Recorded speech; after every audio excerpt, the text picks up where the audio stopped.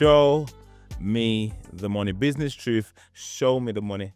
Sabrina, I've got this thought in my brain, running around, I can't get it out. Oh gosh, what's the thought?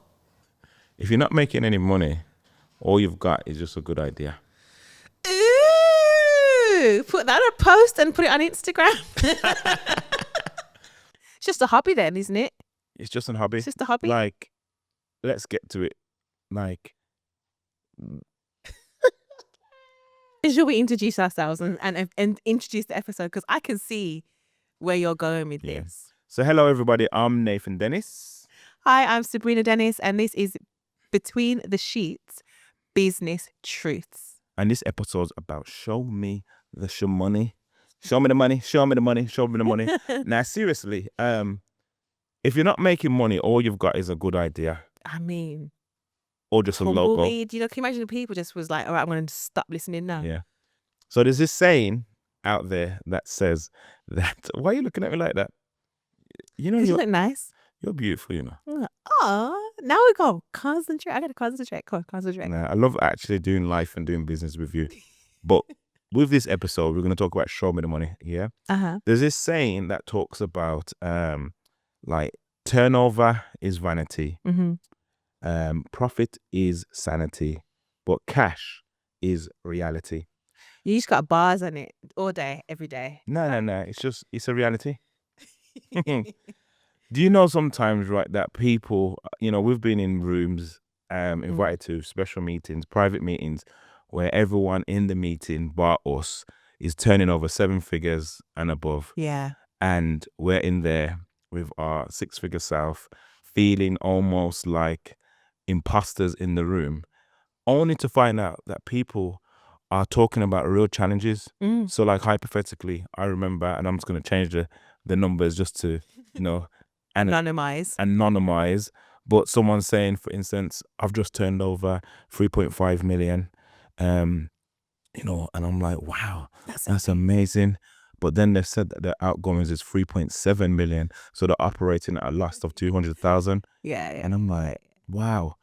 And it was in those conversations that I remember feeling like, wow, we're not doing too bad, because we made a decision at least 5 years, 6 years, 7 years ago to go on a journey that we was going to start to just save. Yeah. Like really save hard and put ourselves in a place where the cash was a reality in our bank. And I remember sitting in that meeting, feeling othered. How did you feel about that meeting first? Yeah, those meetings, I feel like they trigger me a little bit. Why is that? Because, you know, not everybody has 7 figures or 8 figures, and not everybody needs to have 7 or 8 figures to be successful in business. You could have 5 figures. You can have 1 figure, and that's success because you've sold something, you know. And I think once you start putting people into little boxes of what you think success looks like, you know, and it kind of minimizes the work that you do. And I did feel a little bit like, oh, so we're not good enough then. Like, I can't talk to you because I'm not turning over 7 figures or 8 figures. Like, well, hold on. I'll still speak to you, because I bet you any money I can still solve a problem, and we could probably help each other, even though I'm not at your financial level. Yeah. And I just think it made me feel like whatever we was doing was never good enough. Yeah, I get that. But one of the things that I left those meetings feeling assured of is that our catch position was good. Very strong. Was very strong. And the reason why did we kind of, like, from your memory, like really work on making sure that cash was a reality for us? Because we know the reality of past experience. We've had past experiences where you're looking at what's in the bank and you're reliant on that figure without doing any reconciliation or any kind of planning or preparing for the future. And if you know anything about life, is that situations, circumstances always come and things always change. You always have to have a backup plan. So we set about very early on, as soon as we started to receive income and make money, that we'd save bits and pieces so that if a rainy day did come, whether there be no income or no sales or tenders that we won, that we knew that we wouldn't be shutting up shop. Because that's the worst thing. You get started on something and you're going great guns and it's going well, and then all of a sudden the rug gets pulled from underneath you. It seems like it, but it's not suddenly. It's over time. Definitely, because I remember in 2011, when the change of government happened, and we had done a pest analysis where we looked at the political, the environmental, societal, and technology changes, and really evaluating your business against those things.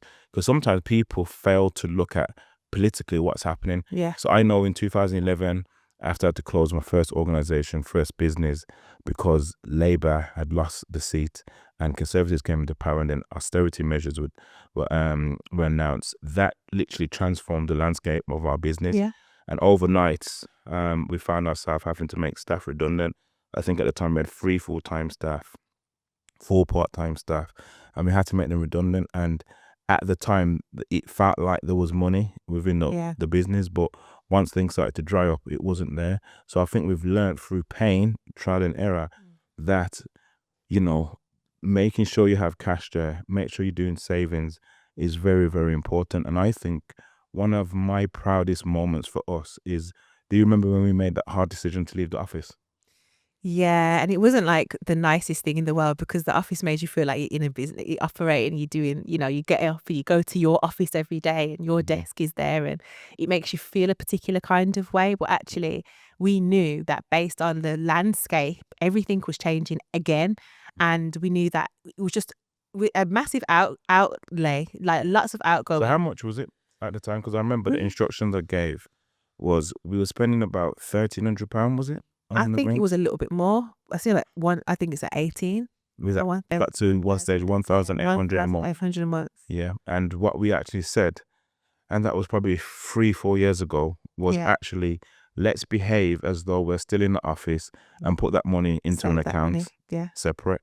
And I think that as a practical discipline was something that really helped us in the future. What's your thoughts about that? I think it definitely did. I think we didn't need the office because, again, we went into the office after COVID. We felt like we needed to bring everybody together because everyone was scattered, working from home and stuff. So we brought everybody together. But then contracts came that meant that everybody was out of the office anyway. So we were just paying. There's no point in rule number one. There's no point in paying for something for paying for its sake just because it looks good. Like, we didn't actually need the space. We could use satellite places, coffee shops, you know, smaller organization spaces and rent rooms to do the same thing we were doing in the office for nearly next to nothing.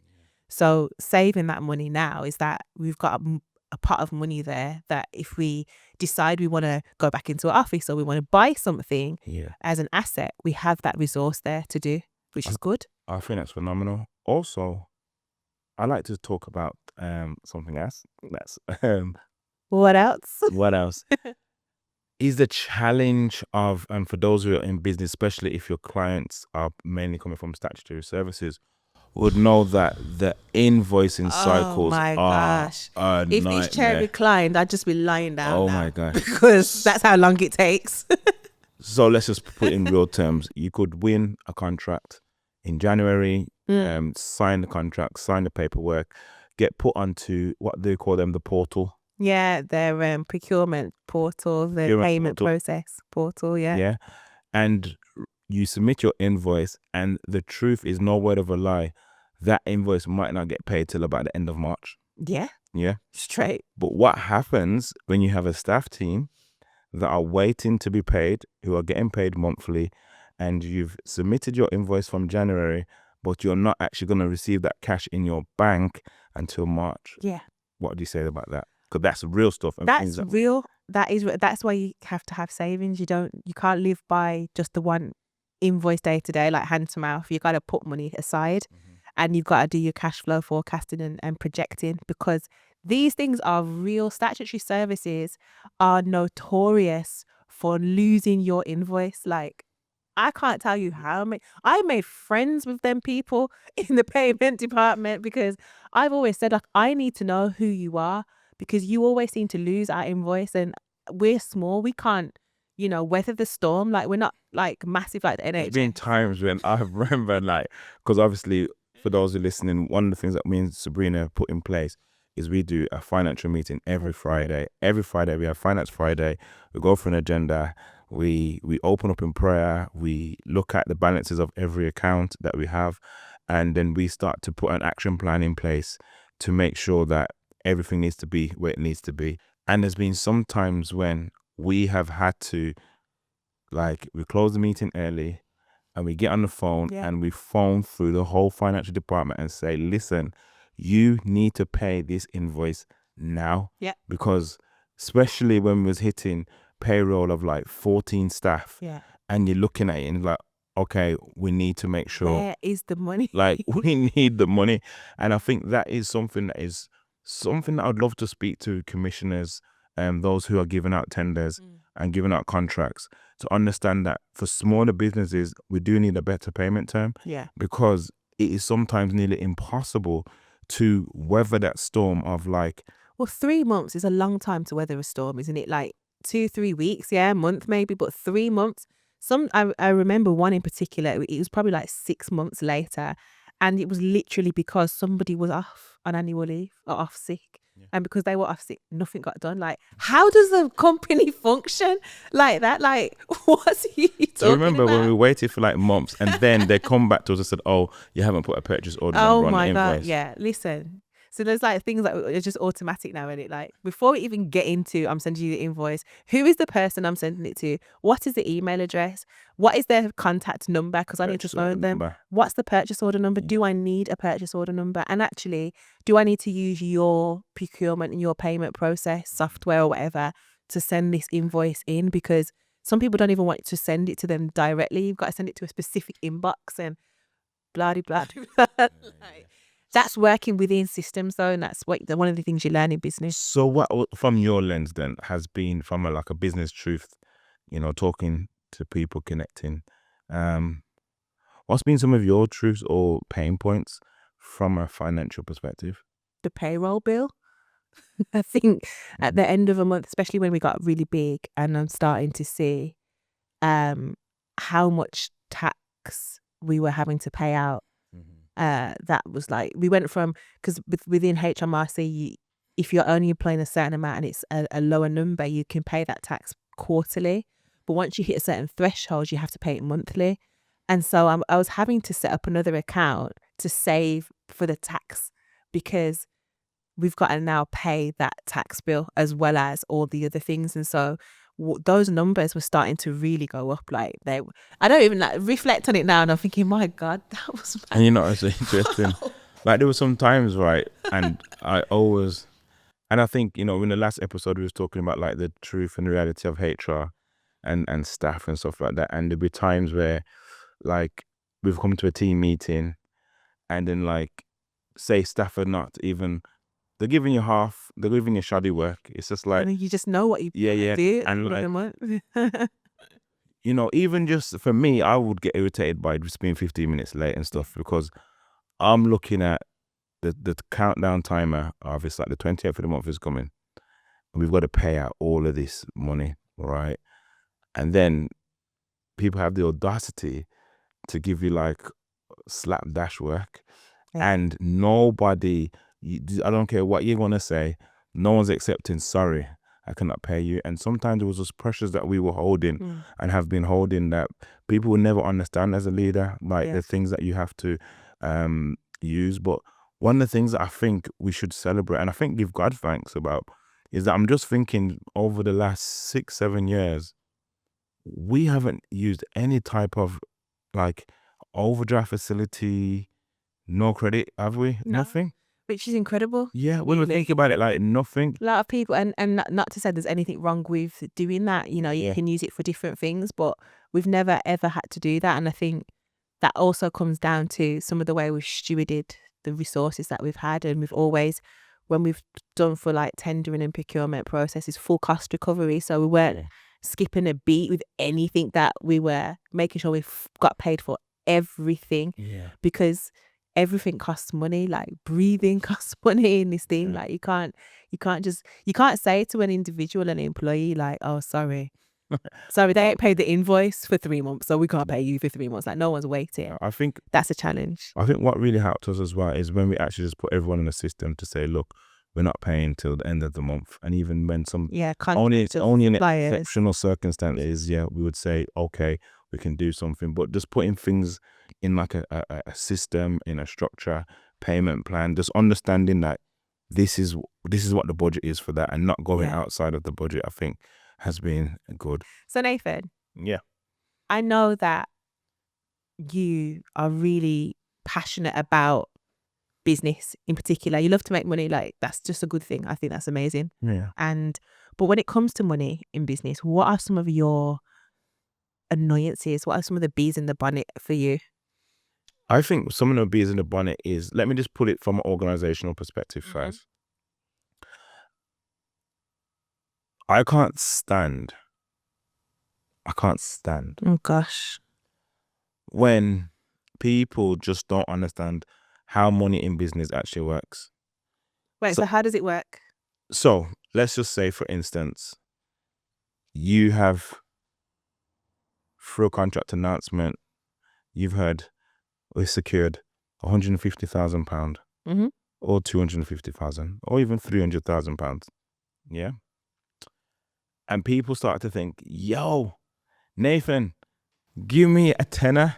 And I'm like, That's for the money. give me some money, no?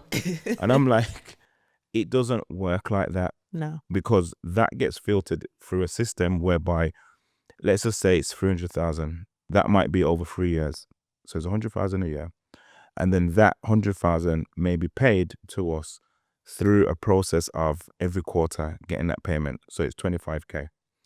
But then that contract requires there to be, let's say, 4 staff members to be paid. So administration and let's just say a project management and 2 delivery. Now, by the time you put in the staff salaries, you put on the on-cost around the national insurance contributions, tax contributions, and the stuff that it just takes to run the business. So, for instance, there's been times when we've been running 2 vehicles for staff to get staff around to deliver some of the work that we're doing, that those vehicles need to be paid for. And just understanding that there's so much on cost that people just don't understand, and that what may sound glamorous and might sound amazing, and it has been amazing, and we have to give God thanks for amazing opportunities and breakthroughs that we've had, but it's just not the cash. That is not the cash that's in your by pocket. the time it's broken down. Yeah. And I think that's been a frustration, because even when I've had to, obviously we have 2 hats. We have running a business, and then we have the organization, the charity that we run.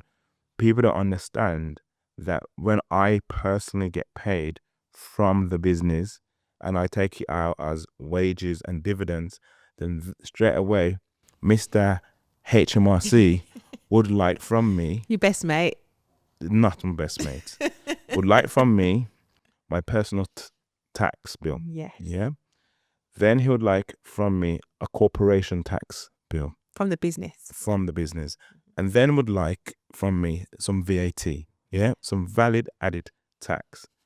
So by the time you put everything through that filter, right, what looks like money ends up being some change. And you're like, what is going on? And then you look at the hours that you've put in. And sometimes if you think about the time you put in when you're running a business, it's sometimes disproportionate.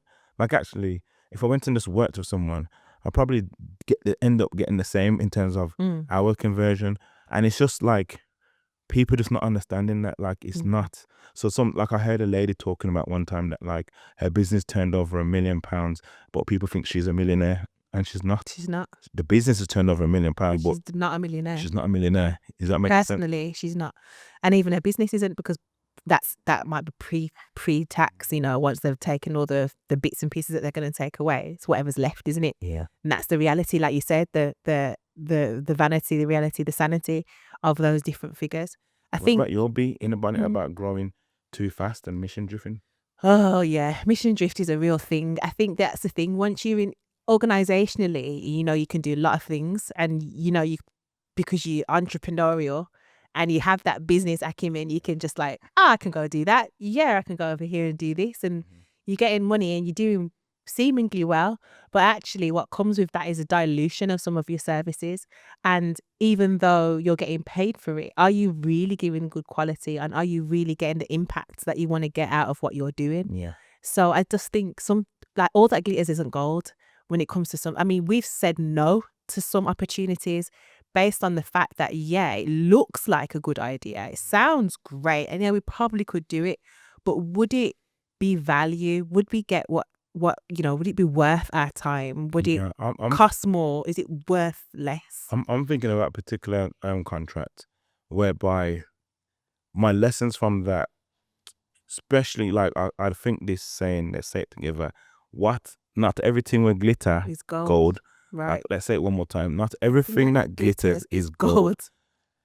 Because we've gone for opportunities where I don't think we robustly enough read the contract.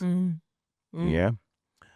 And we found ourselves just down a rabbit hole of like managing a big administration project. Yeah.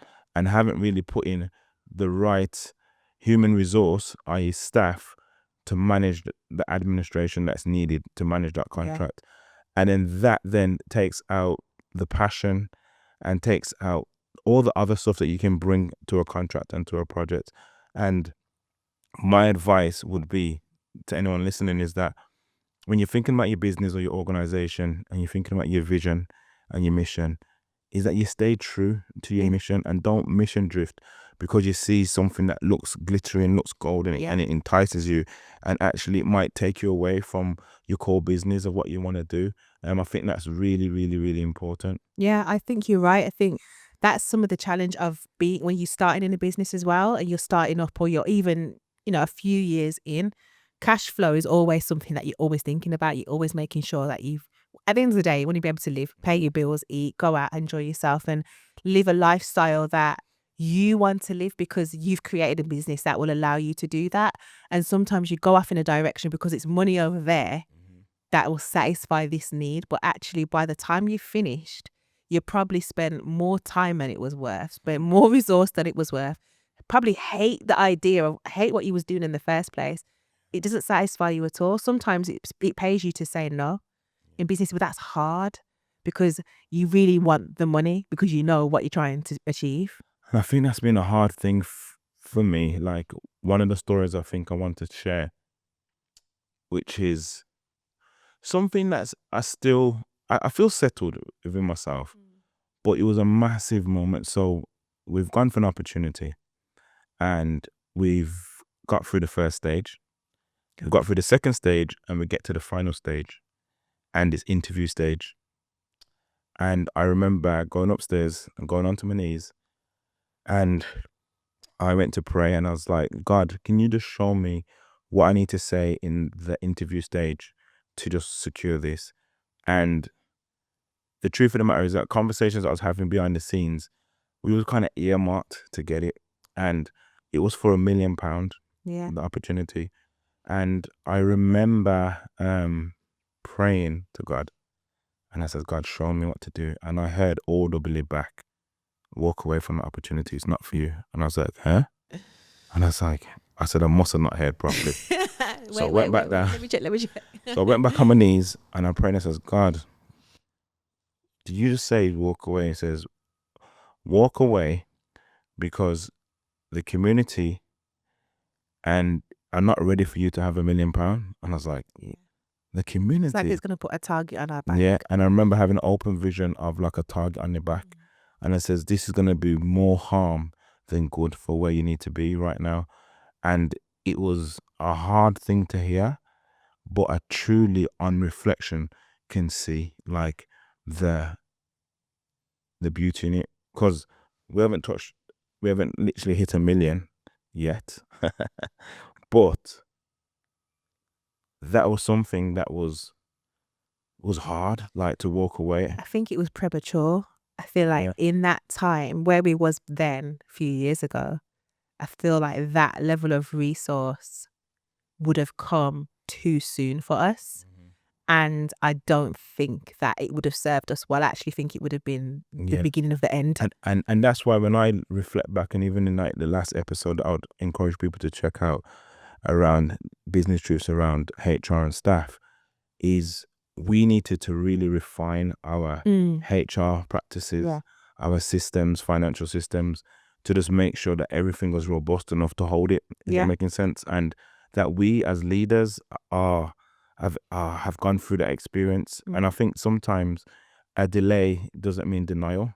And I do want to encourage someone that might be listening, because that was something that was glittery. It's very, very Very glittery. shiny, and It it was was earmarked for us. There's a They £1 million. wanted us to do it. I remember submitting the letter to formally say that we were withdrawing, and Phone calls. phone calls came and said, Nathan, what are you doing? Like, we want you guys. Like, what are you doing? And I says, no, I have to be obedient. And I think for me, outside of money and success challenges, ultimately I want to honor God and honor what God is saying to me, because I truly believe that obedience is better than sacrifice. What's your thoughts towards that? And especially, I think that situation is telling of our character anyway, as leaders of organizations, because sometimes you can really be in love with money and it drives you around the bend, and you can really do some damage. You can do some serious damage, not just to your organization, but to your own self, your reputation. And there was a lot for us to learn. I think, as I said, that particular example for me, I can remember having conversations with like our accountants, looking at our software and saying, you know, look at how we're doing things now. And even they were like, yeah, you guys will be fine to do this, but and to have to receive this money and to do what you got to do with it. But I remember feeling a bit unsettled because, again, who we had around us, staffing wise, structurally, supporting, community, all the lots of different factors. And actually, the bottom line is this anything to do with what we are creating to do, like as an organization? Is this linked to that? Are we just drifting down a path because it's shiny? Are we just reaching for the shiny thing and chasing after that? Or are we following what we know we need to be doing? I think that's the very important thing in business. Vision and mission have got to be the driving force for everything that you do, and the money will find you. That's amazing. But Sabrina, like, you know, for our listeners, and thank you so much for listening to Between the Sheets, Business Truths. We really appreciate our listeners listening in and watching. What would you say are some of the key things you would recommend in terms of some of the systems to put in place? Financially, absolutely need to have financial software. There's loads out there, Sage, QuickBooks Zero, and many, many others, but you need to have good software and know how to use it. A great accountant for whatever entity type of business you have, whether it's charity, whether it's business, whatever, you need an accountant, and one that's on your team, because the accountant should really know your journey and where you want to go, so they can grow with you and they can help you on that journey. I think that's really, really important. One thing that I think has saved us on so many occasions is our Finance Friday meetings, because we are going through the nitty gritty and we're carving out time to have that meeting to talk about our budgets, our balances, our accounts, things that are due, invoices, whatever. Every week, to the point where it's just so automatic. It feels weird when we don't do it. Like for me, it does anyway. For away or whatever, still have it in mind. Because what you're trying to do with your finances is to manage them and stay on top so you can steward well what you have.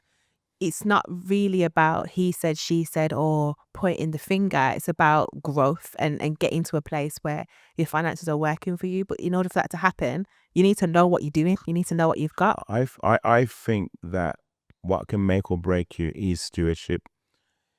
Is like, you know, it says, I paraphrase, that basically, is it master of much? Can you remember? Oh yeah. So no, wait, no. I'm trying to remember. So it's like the saying is about like who is faithful with a little be made master of much. So he's faithful with a little is made master of a much. I think sometimes some of us are praying behind the scenes or wanting to have growth, but it's like you got to ask yourself the question: are you faithful with £10? Are you faithful with £100? Is the question. Obviously, we are coming from a faith perspective, Christianity, which teaches us about the principle of tithing. So we have known, and we've been doing this. We've been married nearly this year, 18 years. 19 years. 19 years this year. 19 years. You're lying to me. It's 19. Next year's 20 years. Next year's 20 years. Wow. Well, I'm going to have to say for that then Yeah. next year. Got big plans. Big plans. And yeah, one of the things that I think that we've had to learn, especially when it's been hard times, is being faithful with a little. If anyone hasn't checked it out, check out our first podcast, Between the Sheets, and we do talk about the rebuild of like literally just having £5 to our name. But we're not there anymore. We're managing staff teams and different budgets now. But, you know, that's all testament to God's faithfulness. But I do believe that if you want to have much, master the little first. Yeah. Look after the little. Definitely. Like, are you able to give someone £10, £20 out of your £100? Because when you get to £1,000, you might need to give someone £100. If you get to £100,000, are you able to, you know? And we're so blessed and honored that we've just launched an initiative called First Class Angels, which is an initiative of investment for people up to £10,000. And actually, while we're recording this, we're going to get ready to interview people who are coming to us with business ideas that they want investing in. And that for me is just quite surreal. Yeah. That we're in that position, that we're potentially going to be investing in the next generation. Yeah. Which is what it's all about, because it was never, in business, yes, you want to get profit and you want to make money so you can make money and live. But then after that, when you've done all the things you want to do, or you're doing the things you want to do, what are you doing to make a difference? For us, that's what it's about. It's about making a difference and leaving a legacy. But in order to do that, you have to start somewhere. And I think it's not about trying to run before you can crawl. I wouldn't even say run before you can walk. Yeah. It's running before you can crawl, making sure that you're doing those little baby steps every single day, that you're checking, you going back through and you're making sure everything's done as to the best of your ability. And for certain, there'll be mistakes made. For certain, it won't always roll over and go the right way. For certain, organizations won't pay you on time and all of those things, but it's how you respond in all of that. Yeah. It's what you do with your money and your resources to mitigate for those times when an organization forgets your invoice or loses it, because those things are very real and they do happen. Yeah. I want to say, as a solution for people when it talks about showing me the money, is I would say have a robust sales strategy. So you know me, I dedicate 2 days a week to sales. Yes. I use a system that we've invested in called Monday.com. Shout out to Monday. Yeah. Monday.com, respect. Respect Monday. That helps me to manage the sales pipeline. So I can tell you from just looking at the dashboard, what's been won, what's been lost, what is pending, what's coming in, and what's coming down the line. So there's been many times in our financial meetings, I can say to you, Sabrina, there's potentially in the pipeline about 50, 60,000, 70,000, whatever the amount of money of potential business in. It doesn't mean that we've won it, but we can see that there's things coming down the sales pipeline. And if they land in and we're successful, that's going to go into our cash flow. And I think that is some of the stuff I would encourage people to have a robust sales strategy. Yes, the stuff that God does, and you know, there's those blessings that happen, but faith without works is dead. And there's a bit of stuff that we got to do to kind of put into there. So that's what a recommendation says, like invest in your systems like QuickBooks, invest in things like Monday to be able to have that sales pipeline like monitored and robust. And I'd also just like to say this thought that's made about getting gassed. Yeah, you said to me, ask you about don't get gassed. Yeah. What's that? What do you mean? It goes back to what I started with, like turnover is vanity, profit is sanity, cash is reality. We've had times where we've been able to save 6 figures worth of cash and have that just there. And sometimes when it's good, you can get gassed. And don't get gassed. You can take your eyes off the sales pipeline. Yeah. You can just start to get a bit laxy and think, oh, I've arrived, you have arrived, like, oh, we're good. And then suddenly you can have a season where there's 3, 4, 5, even 6 months, and you're not winning anything new. And then actually you have to use those very savings to kind of help you weather those times. So I would say is never get gassed. You shouldn't say, like, always just use the systems that got you there in the first place, and don't start taking your eyes off the ball because you think, oh, we can be a bit comfortable now. That's my lessons and learned. And I would say as well is things that I've probably like been frustrated with myself, because obviously we've had difficult times and difficult conversations, but I personally want to go back to just enjoying the game of business. And one of my mentors always said to me, like, Nathan, like, when you watch tennis players, right, tennis players never look on the score. They just play the game. They just play tennis. And then the score takes care of itself. And he was saying that to me to say that just play the game of business. Yeah. And the numbers, the score will look after I itself. love that. That's very inspiring. It's very motivational. I feel like sometimes, I think, especially in this day and age, you've got this hustle, get next level, whatever the next level looks. Yeah, I don't even know where these levels are, but like, are you enjoying it in the process, or are you so busy trying to get more that you don't even appreciate what you have right now? Like, I think for me, in terms of just the way I think, and you will probably know this to be true, like when it starts to get all about business and all about money, that's when I probably just don't want to do I don't want anything to do with it. That's when I'm just saying, do you know what? I wanted this to be something I enjoyed. I wanted this to be, like, not just me. Oh yeah, like, so all we're now talking about every day is money and how we're going to get more and the next thing and the next level. I hate that. I feel like I really hate that. The next level of success, but actually I've missed out on enjoying that process. I've missed out on that level, or where I am. That for me is just, it's not what it's about.